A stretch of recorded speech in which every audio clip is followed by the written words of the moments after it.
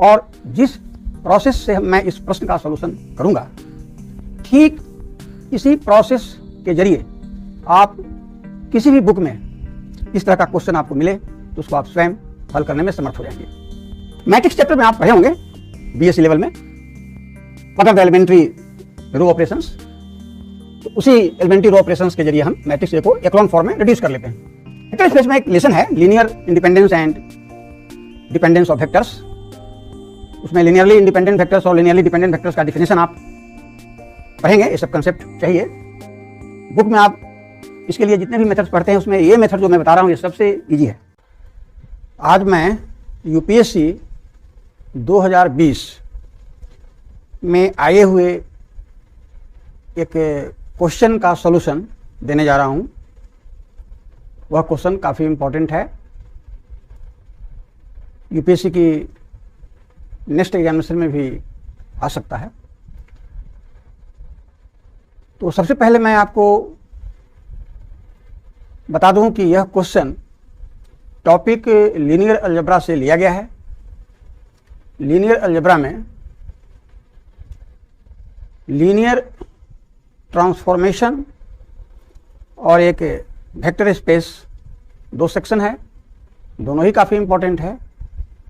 तो आज का यह जो क्वेश्चन है यह वेक्टर स्पेस पार्ट से है। उसमें भी एक इम्पॉर्टेंट लेसन है linear independence and dependence of vectors. तो इसी से कनेक्टेड यह क्वेश्चन है जो मैं बताने जा रहा हूं, आप ध्यान से देखेंगे। इस तरह का क्वेश्चन केवल यूपीएससी में ही नहीं आता है, ध्यान रखेंगे, बल्कि BPSC, UP PSC, other state PSC सब में आता है। तो देखें, सबसे पहले मैं इस क्वेश्चन को बताने के पहले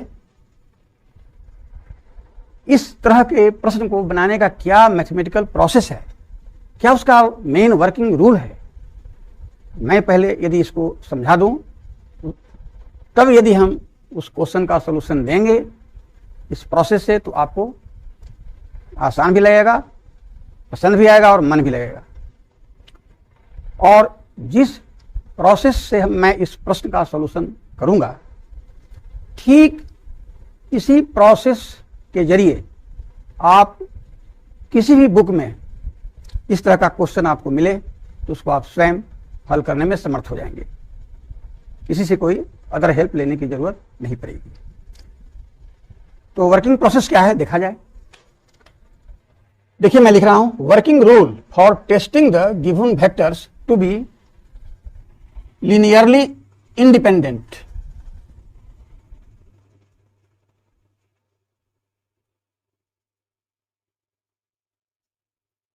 देखिए, यहां मैं लिखा हूं शॉर्ट में एल आई।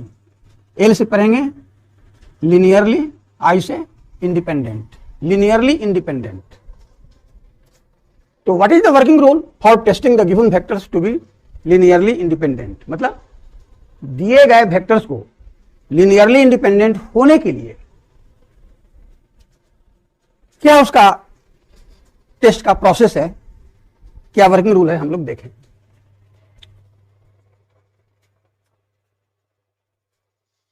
स्टेप वन में क्या करेंगे कि हम एक मैट्रिक्स कैपिटल ए का फॉर्मेशन करते हैं इस तरह से कि गिवन वेक्टर्स जो है क्वेश्चन में, जो दिए गए वेक्टर्स हैं, उनको हम रोज में रखते हैं। इसलिए देखिए, पहला मैं लिख रहा हूं वी कंस्ट्रक्ट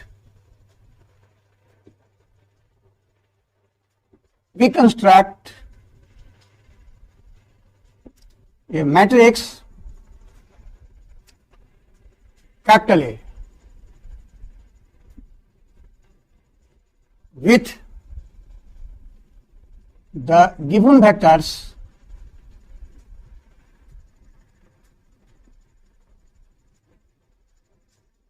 as rows. इसका मतलब हुआ कि दिए गए वेक्टर्स को रोज में रखकर हम एक मैट्रिक्स ए कंस्ट्रक्ट करते हैं। स्टेप 2, अब इस मैट्रिक्स ए को एक्लोन फॉर्म में रिड्यूस करते हैं एलिमेंट्री ट्रांसफॉर्मेशंस के जरिए। तो देखिए मैं लिख रहा हूं, we shall reduce the matrix A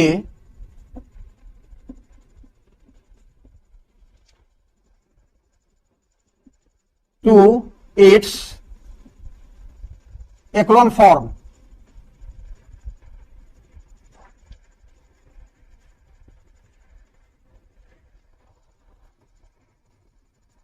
by applying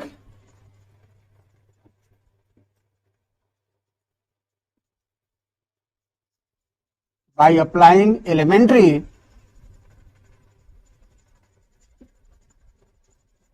row operation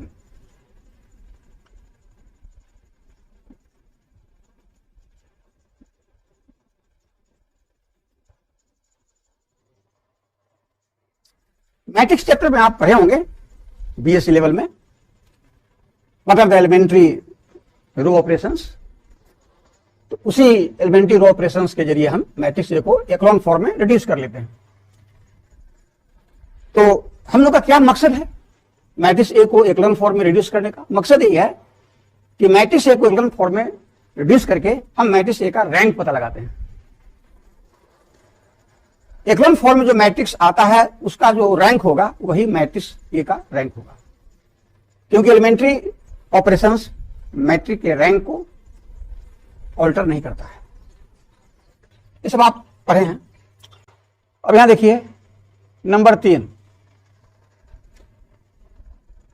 तो जब एक्लोन फॉर्म में मैट्रिक्स ए रिड्यूस हो जाता है तो मैट्रिक्स ए का रैंक क्या होता है तो आपको जानना चाहिए। एक्लोन फॉर्म में number of non zero rose he matrix A का रैंक होता है, समझ गए? तो यहां मैं लिख देता हूं, रो ए, रो रैंक का नोटेशन है। रो ए मतलब रैंक ऑफ मैट्रिक्स ए। मैंने क्या बताया? Number of non zero rose, number of non zero rose in echelon form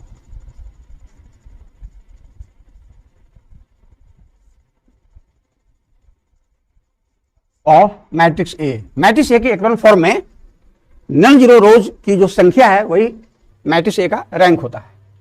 तो इस तरह से हम मैट्रिक्स ए का रैंक पता लगा लिया, करेक्ट। अब इसके बाद देखिए चौथा स्टेप,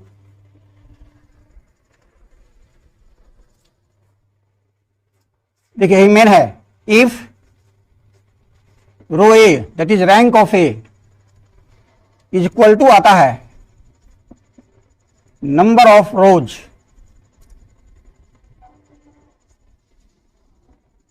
और वेक्टर्स कहिए, एक ही चीज है, क्योंकि गिवन वेक्टर्स को आप रोज में रखे थे इसलिए नंबर ऑफ रोज लिखिए चाहे नंबर ऑफ वेक्टर्स, एक ही बात है। अब रोज या वेक्टर्स की जो संख्या है उसके बराबर यदि ए का रैंक आता है तब आप समझेंगे कि गिवन वेक्टर्स लिनियरली इंडिपेंडेंट है। यही टेस्ट है। Then the given vectors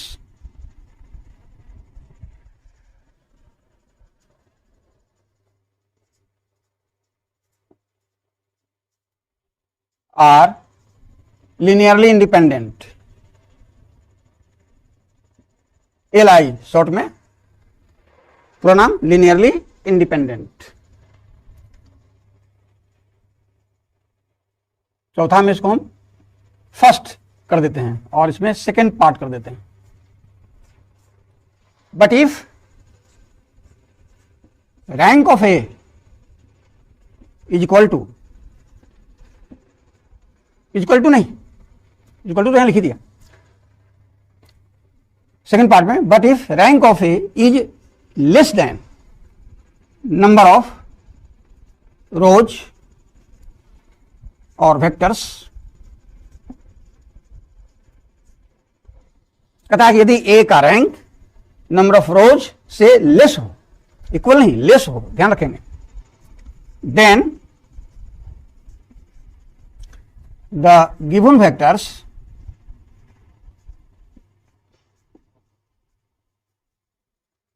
are linearly dependent.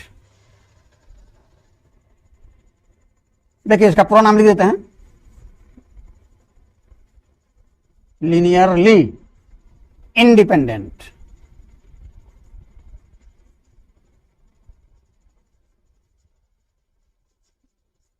और एलडी का मतलब लीनियरली डिपेंडेंट।